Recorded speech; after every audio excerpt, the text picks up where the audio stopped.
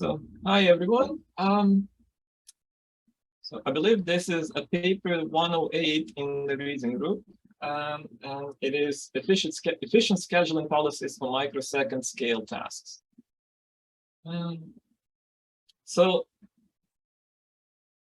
what this paper pretty much says in the beginning is that efficiency hurts tail latency, right? If we try to squeeze as much efficiency out of our system, out of our hardware, we will pay the price of tail latency.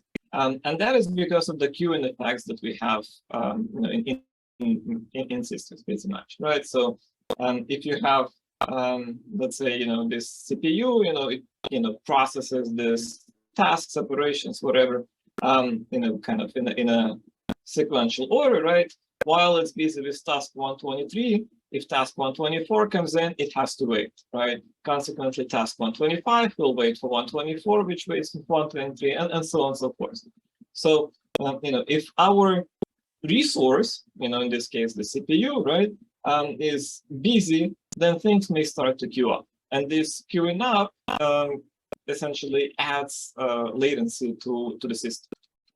So, this is the reason for this trade-off between the low tail latency and efficiency, right? We can over-allocate resources. We can create more CPUs, right? That that we hopefully don't utilize as much, so that you will not have to wait in the queue either as long, or you can just jump straight into the CPU and essentially minimizing this queuing delays. But of course, this over-allocation, right, leads to reduced efficiency. But we kind of want both, right? A lot of applications, they want tail latency, and we also want to be able to squeeze out as much efficiency out of our infrastructure as possible, right? So one strategy that this paper talks about is collocating the latency sensitive application with some non-sensitive one, for example, a batch processing application. Right, so if batch processing application is delayed, well, that's not big of a deal, as long as we can, still provide this low latency, low tail latency, especially, for this latency sensitive application. And the way they say, we can do this is by dynamically scheduling these resources between the two types of applications.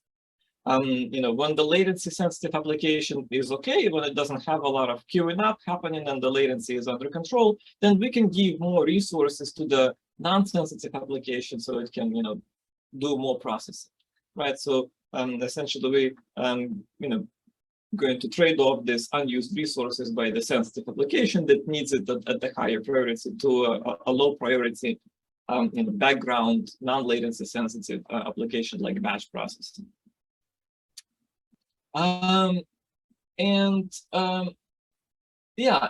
This like scheduling of tasks between these two types of applications, or even within the same application, can be quite tricky, right?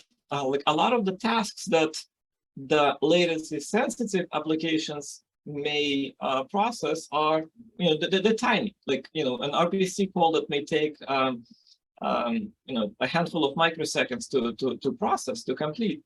So, if we start like juggling around those tiny little tasks, well, are we going to create more overheads for ourselves? Maybe, cache misses are going to start to play a much bigger role, right?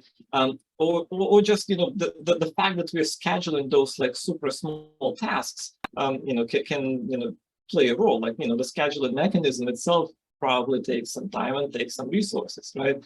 And if we have like a gazillion of tiny, microsecond level tasks, then, where do we spend the work on actual tasks or trying to schedule them? So the paper does like a little bit of a study of existing systems that try to do this kind of approach, try to balance the tasks between the sensitive application and the background application, non-sensitive application. So they present this figure that examines two types of systems that try to perform this kind of balancing. So the small tasks is the sensitive application. I think in this case it was something like memcached maybe. and the background task is this like batch processing. And they say that essentially they normalize the throughput at some level, yeah, in this case, when the small task is doing barely nothing, then the background task can do a lot of things, and it gets to process like certain number of stuff, right? So they normalize the throughput as like the combined maximum amount of stuff that the two applications can churn out. And as they increase the throughput on the small tasks application, the latency sensitive application, the system is designed to honor that small tasks application at the expense of the background application. So the background application's throughput starts to degrade, and we see that there are quite a lot of degradation in the throughput. Before the small task, the sensitive application can even like start doing a lot of work. So in this system, we're wasting quite a lot of stuff, and this other system that seems to be doing better, Caledon, we're wasting less of the performance, but there is still like a lot of unused, essentially, or the throughput degradation, like the normalized throughput degradation. So unused resources or resources used for like one purposes, like scheduling. So the authors of the paper, really claim that these existing systems, they try to optimize their scheduling so much so that they don't use all of the they don't overuse the resources, and the scheduling system itself is as optimized as possible. As kind of the result of this, they really tightly couple the scheduling policy with the implementation.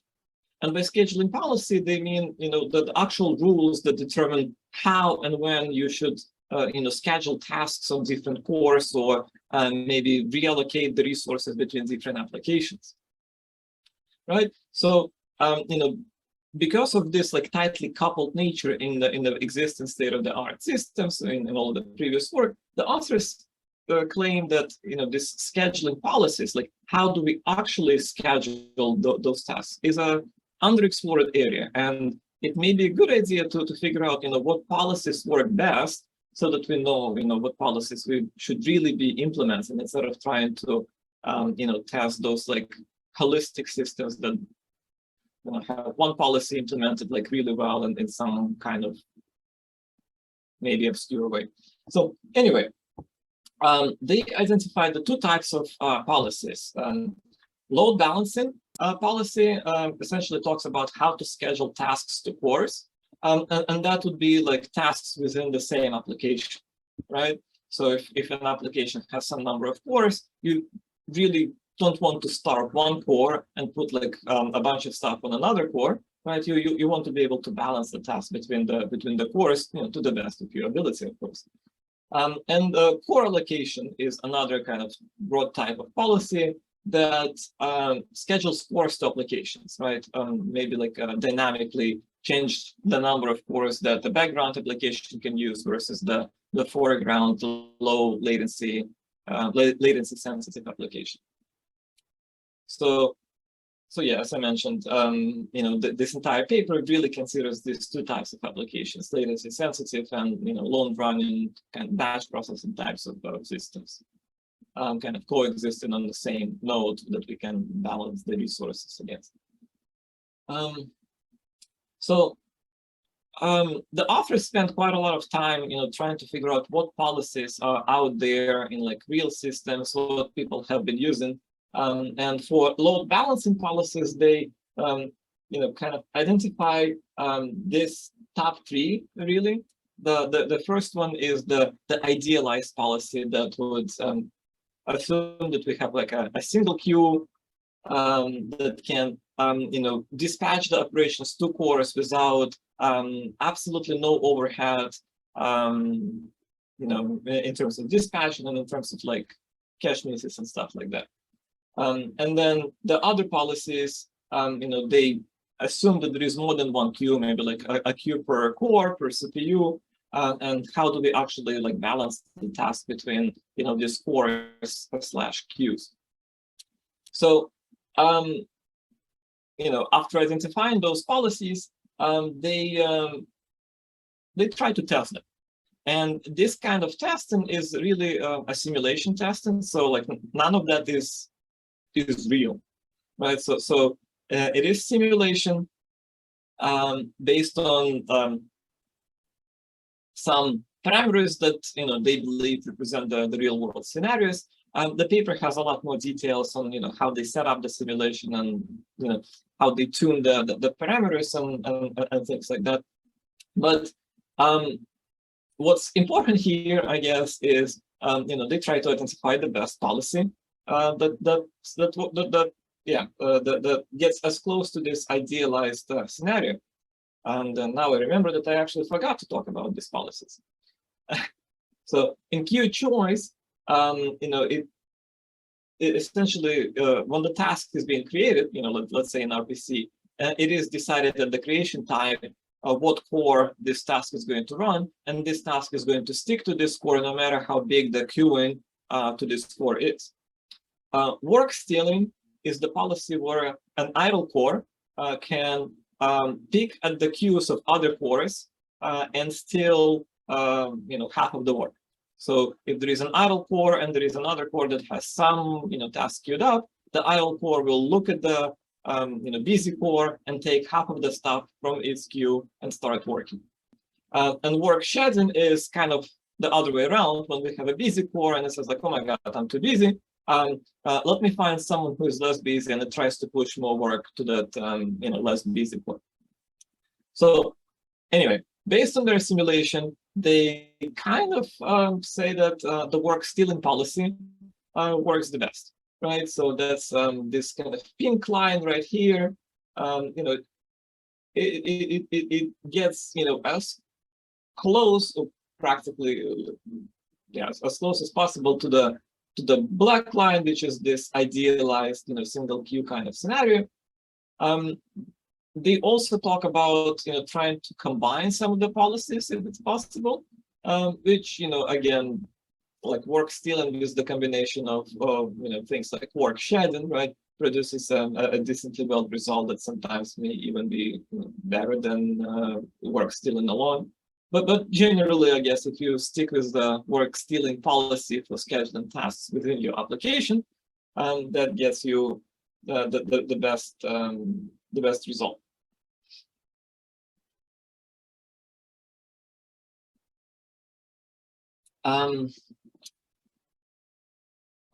Another type of policies that they discuss is core allocation. So the static core allocation is when you pre-assign the cores to your foreground and background application.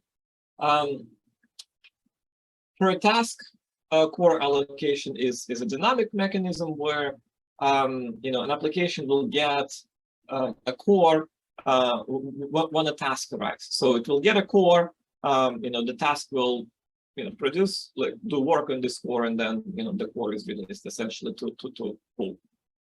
Queuing based policy adds revokes cores based on the queuing delay or the number of items in the queue. So if your latency sensitive application starts to build long queues on all of the cores, then that may be a trigger to get this core allocation policy to add more cores to the sensitive application and subtract the cores from the non-sensitive background type of application. CPU utilization based is kind of similar, but instead of directly measuring the queues, we look at how much the CPU, how much each core is being used, and if we say that the core is used too much, then we may add revoke cores based on that. Failure to find work. The application will give up a core if there is nothing to work on, right? So if it's like so idle, it doesn't have a task, it will give up core, so that let's say the foreground or the background application can pick it up. The authors also talk about how some of these policies apply in the existing systems. Not really going to concentrate on this. And they run more experiments based on their simulations, right? So since efficiency is a big deal, they try to study the efficiency. Non-surprisingly, per task, core scheduling, core allocation, where an application gets a core when the task arrives and gives it up as soon as the task is done. It produces the most wasted work because the schedule in our heads, I suppose, is too tight. Their approaches that they propose in this paper called delay range and utilization range, they seem to work the best, not surprisingly, because they propose them. I think those are like Q&based kind of approaches. And yeah, they also mentioned quite a few findings. They list 5 of them. They say, static core allocations work still and works the best, again, based on their simulations. If you add work shedding on top of work stealing, that may also improve work. Okay. Again, something we saw in the figure. Cores that dynamically allocated work stealing performs better than shedding. Okay, so that's kind of extension of one that not only in static situations, in dynamic situations, things work better when we have work stealing. Number 4 was interesting, that they say for short tasks, the core allocation policies don't do any better. So you if you have short tasks, static allocation may be the way to go, which kind of interesting. I'm not entirely sure why. Yeah, policies that explicitly optimize end-to-end user visible metric have more consistent performance as measured by those metrics, which again is kind of makes intuitive sense. If you're optimizing for something directly, then you should have a better result than if you optimizing for it indirectly. But yeah, anyway, they also implemented some of their stuff. I'm not gonna concentrate on this too much, but the bottom line is whatever they implemented seems to work better. So the bottom figure, normalized throughput on the background application. So their system, which uses the delay range core allocation in blue line, seems to be able to give cores to the foreground, to the background application for longer, so the background application can do more work when other policies start to essentially, deny the work for the background application, kind of like evicting it out of the machine in practice speaking, right? It doesn't do any work. So yeah, that's kind of what I have the presentation wise.